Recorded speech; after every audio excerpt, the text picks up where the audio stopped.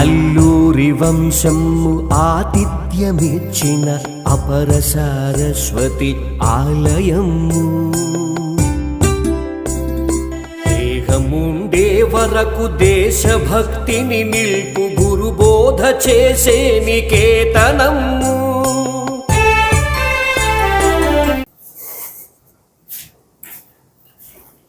ఎక్కడికి వెళ్ళాడు అన్నయ్య? బయటికి వెళ్ళాడే అంటే వచ్చే టైం అయింది. సరే ఈలోపు కాసేపు పేపర్ చూద్దాం, వస్తాడులే. భవానీ ఎంతసేపు వచ్చి? ఇప్పుడే వచ్చా. ఎట్లా ఉన్నావు? ఏంటి సంగతి? ఏముంది, మామూలే. పొలం వెళ్ళి వచ్చాను. వర్షాలు పడుతున్నాయి కదా, ఎట్లా ఉంది చేను? దున్నించావా? అవన్నీ మామూలే. కాకపోతే ఏంటంటే కొబ్బరి మొక్కలకి అది బొద్దులు చేసి మందు పెట్టడానికి ఆ పని పురమాయించాను.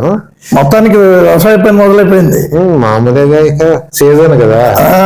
ఏంటి సంగతి? ఎలా ఉన్నారు మీ పిల్లలందరూ? బాగున్నారా? అంత బాగున్నారు. కానీ పిల్లలంటే మా మనవడు ప్రాణం తీసేస్తున్నాడు. ఏదో ధర్మ సందేహాలు వాడికి. పిల్లలంటే ఆ మాత్రం ఉండడం సహజం కదా. అదే వాడికి ఏంటంటే మరి ఎవరు చెప్పారు మరి ఏటో ఒక కొత్త విషయం అడిగాడు. తాతయ్య, జస్వంత్ ఘర్ అని ఒక ఊరు పేరు ఒక మన భారత సైనికుడు పేరు మీద పెట్టారని ఎవరో వాళ్ళు క్లాస్ పెట్టి మరి ఎవరి ద్వారా తెలిసింది తెలీదు. అడిగేసరికి సరే చూద్దాం, నాకు మరి సాయంత్రం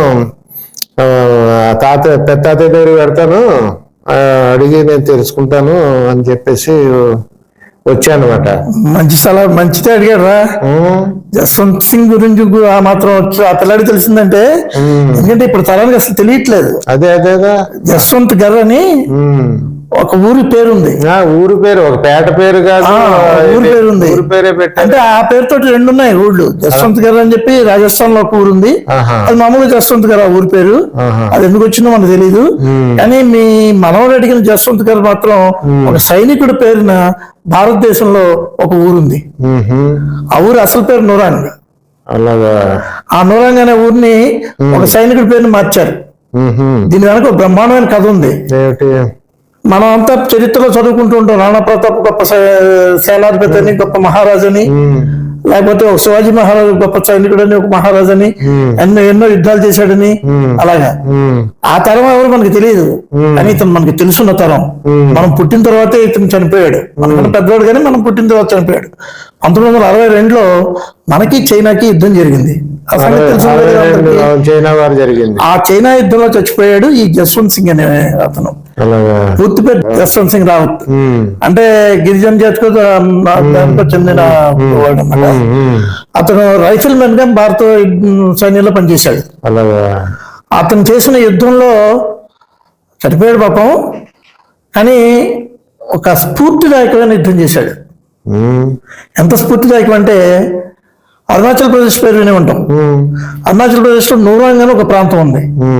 అది పూర్తిగా ఈ చైనాకి దగ్గరలో ఉంటుంది, బార్డర్ లో ఉంటుంది. తవాంగ్ సెక్టర్ అని పిలుస్తారు దాన్ని. మిలిటరీలో అయితే దాన్ని తవాంగ్ సెక్టర్ అంటారు. తవాంగ్ తెలుసు కదా. ఆ తవాంగ్ దాటి కొద్దిగా ముందుకు వెళ్ళాలన్నమాట. కొద్దిగా ముందుకెళ్తే తవాంగ్కి 30 కిలోమీటర్లు ఎంతో దూరం ఉంటుంది. అక్కడికి వెళ్తే అక్కడ నూరాంగ్ అంటారు అనమాట.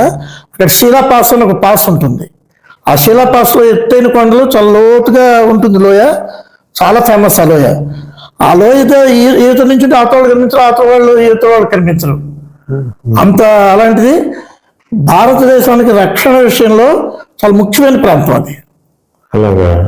62లో చైనా వాళ్ళు యుద్ధం చేసినప్పుడు అరుణాచల్ ప్రదేశ్ వచ్చేసారు, తవాంగ్ వరకు వచ్చేసారు. వాళ్ళు తవాంగ్ వరకు రావడానికి ఈ శీలా పాస్ దాటి వస్తే కానీ తవాంగ్ రావడానికి కుదరదు. ఆ శీలా పాస్ దాటడం చాలా కష్టం. కానీ అప్పటికి మన సైనికులకి ఏంటంటే సరైన తుపాకులు మన సైనికుల చేతుల్లో. అప్పట్లో కాళ్ళకి బూట్లు కూడా లేవు.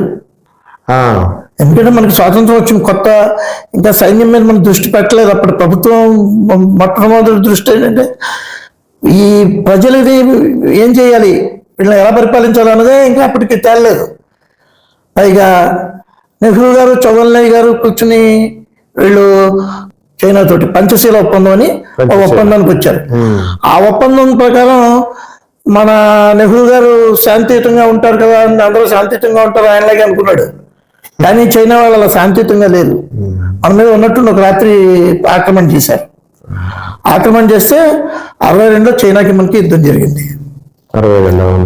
ఆ యుద్ధం జరిగినప్పుడు సైనికులకు సరైన భోజనం అందించే సౌకర్యం లేదు మన దగ్గర. సైనికులకు బూట్లు లేవు, సరైనవి తుపాకులు లేవు. మామూలు తుపాకులతో యుద్ధం చేయాల్సి వచ్చింది. 303 అని చెప్పి మామూలు తుపాకీ, మన ఎన్సీసీలో రైఫిల్ అది వాడేవాళ్ళం. ఆ రైఫిల్ తోటి యుద్ధం చేశారు. అతను వాళ్ళ దగ్గర ఏమో మెషిన్ గన్స్ ఉన్నాయి చైనా వాళ్ళ దగ్గర. చాలా ఘోరమైన పరిస్థితుల్లో ఉండేది పాపం అప్పటికి భారత సైన్యం. అలాంటి పరిస్థితుల్లో చేసిన యుద్ధంలో అతను ఒక అద్భుతమైన ఘట్టం అతని పేరుని రికార్డ్ అయ్యి ఉంది భారతదేశంలో, జస్వంత్ సింగ్ పేరుని.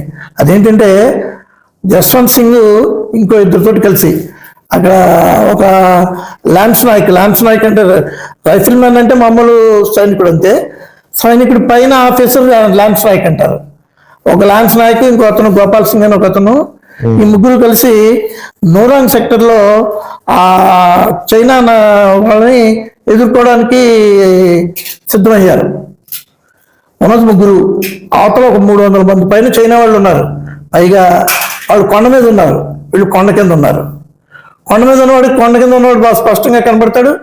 కొండ మీద ఉన్నవాడు ఏ పక్కకి దాక్కున్నా కానీ మనకు కష్టం, వాడికి అనుకూలంగా ఉంటుంది. వాళ్ళు 300 మంది చేతిలో మిషన్ గన్లతో ఉన్నారు. వాళ్ళు మిషన్ గన్లతోటి బాంబర్స్ తోటి ఉన్నారు. వీళ్ళ చేతిలో మామూలు గన్లు 303 గన్లు తప్ప ఇంకేం లేవు వీళ్ళ చేతిలో.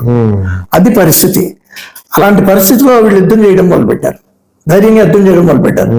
యుద్ధం చేయడం మొదలుపెడితే యుద్ధం చాలా ఘోరంగా జరిగింది.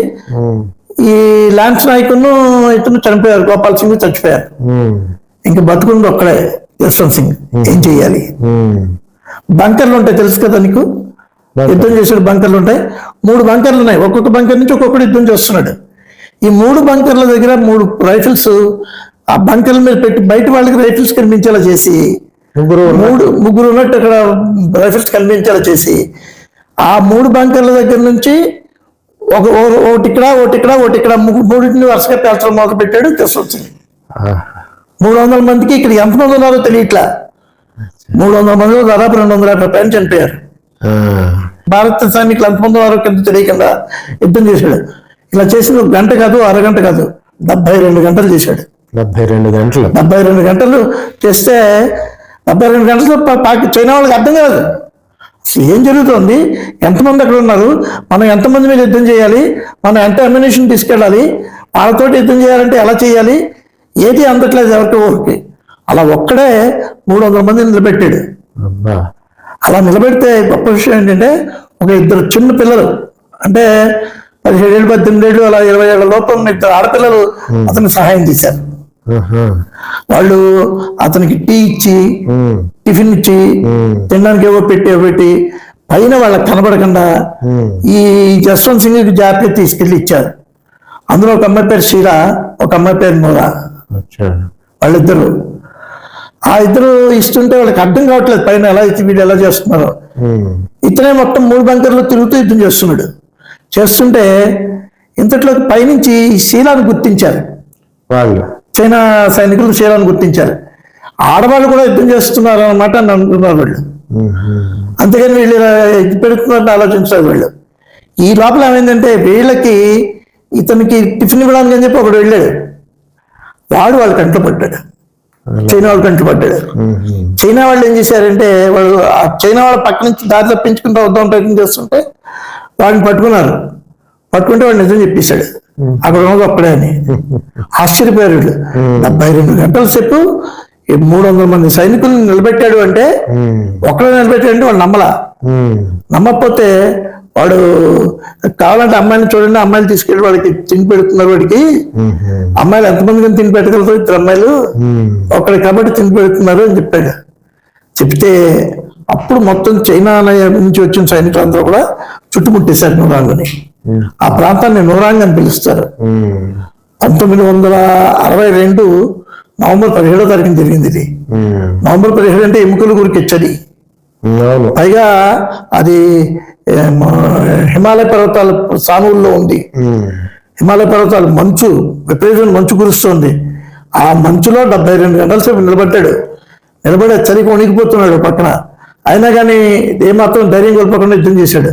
వాళ్ళందరూ చుట్టుముట్టి అప్పటికే వీళ్ళిద్దరు చచ్చిపోయారు కదా, వీళ్ళతో వచ్చిన 2 సైనికులు చచ్చిపోయారు. చచ్చిపోతే ఇతన్ని చుట్టుముట్టేసి ఇతను అటు ఇటు కథ పట్టేసుకున్నారు, పట్టుకుని చంపేశారు. చంపేసి అక్కడితోటి సాధారణంగా సైనికుల్లో చేయకూడని పనులు కొన్ని ఉంటాయి. ఎంత యుద్ధమైనా కానీ కొన్ని నియమాలు ఉంటాయి. ఆ నియమాలను పాటించాలి యుద్ధం చేసేవాళ్ళు ఎవరైనా సరే, ఎంత శత్రువైనా సరే. చంపి అతని తలని తీసేసి ఆ తలని పట్టుకుని ట్రైన్ వెళ్ళిపోయారు వాళ్ళు. నియమాన్ని ఉల్లంఘించి. చాలా తప్పది, పెద్ద నేరం, యుద్ధ నేరం అది. ఇప్పటి వరకు ఆ తలకే భారతదేశానికి ఇవ్వలేదు వాళ్ళు. తలపట్టుకుపోయారు వాళ్ళు. తలపట్టుకుపోయి ఆ తలకి వాళ్ళు అక్కడ మొత్తం అందరూ కలిసి రెడ్ సాల్యూట్ అంటారు చైనా వాళ్ళు. మనం సాల్యూట్ అంటాం, వాళ్ళు రెడ్ సాల్యూట్ చేశారు వాళ్ళు తలకి. కమ్యూనిస్ట్ పాలసీ కదా, అతని తలకి రెడ్ సాల్యూట్ చేశారు వాళ్ళు. అక్కడ గౌరవం ఇచ్చారు. ఎందుకంటే 300 మంది సైనికులు నిలబెట్టాడు, అక్కడ 100 మందిని చంపగలిగాడు. చంపగలిగి 72 గంటల సేపు ఆప్ చేశాడు అంటే ఇది ప్రపంచ చరిత్రలో ఏ సైనికుడు చేయలే. అందుకని అతని పేరున ఆ ఊరు నూరాంగ్ అయితే నూరాంగ్ పేరు మార్చేసి దాన్ని జస్వంత్ సింగ్ పేరున జస్వంత్ నగర్ అని పెట్టారు. జస్వంత్ నగర్ అని మనం అంటాం, కానీ హిందీలో అయినట్టయితే గర్ అంటారు, జస్వంత్ గర్ అంటారు. ఆ తర్వాత ఉత్తర భారతదేశంలో రాని డా అని పలుకుతారు, గఢ్. ఇప్పుడు మనకి ఛత్తీస్గఢ్ అలా ఉందో అలాగనమాట. అసలు ఛత్తీస్గఢ్ ఛత్తీస్గఢ్ అని పలుకుతారు వాళ్ళు అక్కడ. అది ఉత్తర భారతదేశం సంప్రదాయం. రవయో రవేరహ అంటే మన సంస్కృతంలో ఒక సూత్రం కూడా ఉంది. అలా దాన్ని ఛత్తీస్గఢ్ అని పిలుస్తూ ఉంటారు. ఇప్పటికీ ఎవరైనా కనుక అక్కడికి వెళ్ళినట్టయితే అవన్నీ చూడొచ్చు. ఇంకా 3 బంకర్లు, అతను యుద్ధం చేసిన చోటు, అతను వాడిన తుపాకీ, అతను వేసుకున్న బట్టలు, అవన్నీ కూడా ఇప్పటికీ ఉన్నాయి అక్కడ. నేను స్వయంగా వెళ్ళి చూసి వచ్చాను. నేను మా మేనల్లుడు ఇక్కడ తవాంగ్ లో అతను కెప్టెన్ చేశాడు. మా మేనల్లుడు ఆ కెప్టెన్ చేసినప్పుడు అతను మమ్మల్ని తీసుకెళ్ళి అవన్నీ చూపించాడు. ఎంత ఒళ్ళు గగురు పడుస్తుంది అక్కడికి వెళ్ళేప్పటికి, అతను చెప్పేటప్పటికి. అంతవరకు నాకు తెలియదు జస్వంత్ సింగ్ అంటే ఏంటో. జస్వంత్ సింగ్ అంటే నాకు తెలుసు. జస్వంత్ సింగ్ ఎవరంటే కేంద్రంలో మంత్రి చేశాడు ఆయన అనుకునేవాడిని నేను అంతకు. అని జస్వంత్ సింగ్ అనే ఒక సైనికుడు ఉన్నాడని, అతను ఇంత గొప్పవాడని, అతని పేరున ఒక ఊరు ఉందని, ఈ వివరాలు ఏమి మనకు తెలియవు. అక్కడికి వెళ్తే అది చూసి అక్కడ అతని పేరున ఒక మెమరీగా అంటే అతని జ్ఞాపకార్థం ఒక ఇల్లు అది కట్టారు. అక్కడ ఒక పెద్ద స్తూపం కట్టారు. అక్కడ ఇంకో విషయం ఏంటంటే ఈ రోజు కూడా శీలా, నూరా ఈ ఆడపిల్లల వాళ్ళకి టీలు కాఫీలు ఇచ్చారు కదా అతనికి, వాళ్ళ గుర్తుగా ఈ రోజుకి అక్కడ వెళ్ళిన వాళ్ళందరికీ భారత ఆర్మీ అందరికి టీ ఇస్తుంది. ప్రతి వాడికి వాడితో కూడా గుర్తుపెట్టుకుని టీ ఇస్తుంది అందరికి. ప్రతి వాళ్ళకి టీ ఇస్తుంది. ఎవరు వచ్చిన వాళ్ళందరూ టీ తక్కువ వెళ్తారు. ఆ రోడ్లోంచి వెళ్ళే ప్రతి వాళ్ళు కూడా ఇవాళ జస్వంత్ గారు రాగానే అక్కడ దిగి వాళ్ళ ప్రయాణం అక్కడికి ఆప్ చేసి వెళ్ళి వీళ్ళని చూసి ఆ సైనికులు ఇచ్చే టీ తాగి, ఆ టీ తాగిన తర్వాత ఇక్కడ ముందుకు వెళ్ళి వెనక్కి వదులుతారు. దాదాపు 63 సంవత్సరాలైనా కానీ గుర్తుపెట్టుకుని చేస్తున్నారంటే చాలా. అలాంటిది ఇలా ఎంతో మంది మహనీయులు మనకి భారతదేశాన్ని నిలబెట్టడానికి ప్రాణాలు ఇచ్చిన వాళ్ళు ఉన్నారు. అతనికి అత్యుత్తమ పురస్కారంగా చెప్పే మహావీర చక్ర అవార్డు ఇచ్చారు భారత ప్రభుత్వం. అతను భారత ప్రభుత్వంలో మహావీర చక్ర తీసుకున్న మొదటి వాడు జస్వంత్ సింగ్. మనవాడికి చెప్పు, ఈ కథ అంతా చెప్పు. జస్వంత్ సింగ్ రావత్ పేరు మీద 72 అవర్స్ అనే ఒక సినిమా కూడా. అవును, 72 అవర్స్. దానికి సబ్ టైటిల్ ఏమో the martyr who never died. Avinash Dhyani అని 2019లో ఈ సినిమా తీశాడు. చాలా మంచి పేరు వచ్చింది ఆ సినిమాకి. సినిమా పుట్టు ఇదే కదా, జస్వంత్ సింగ్ గారి కదా. తప్పనిసరిగా అది చూడాలి, ఇప్పుడు తప్పనిసరిగా చూడాలి. అది నా ఉద్దేశంలో ఏంటంటే ప్రతి స్కూల్లోనూ ప్రతి కాలేజీలోనూ ఆ సినిమా వేసి చూపించాలి. మనవాడికి చెప్పు, ఈ కథ అంతా చెప్పు. ఎందుకంటే ఇంత అద్భుతమైన ఈ కథను మీ మనవాడు అడిగాడు అంటే చాలా ఆనందంగా ఉంది నాకు. అడగడం సరే, నువ్వు చెప్పకపోతే ఇప్పుడు నా మీద యుద్ధం ప్రకటించేవాడు. పైగా దాన్ని స్వయంగా నువ్వు సందర్శించి ఆ ప్రదేశాన్ని తెలుసుకున్న విషయాలు ఉండడం వల్ల నాకు చాలా ఫుల్గా వాడికి కావాల్సిన సమాచారం అంతా అందినట్టే. ధన్యవాదాలు అన్న. ఓకే. Thank you.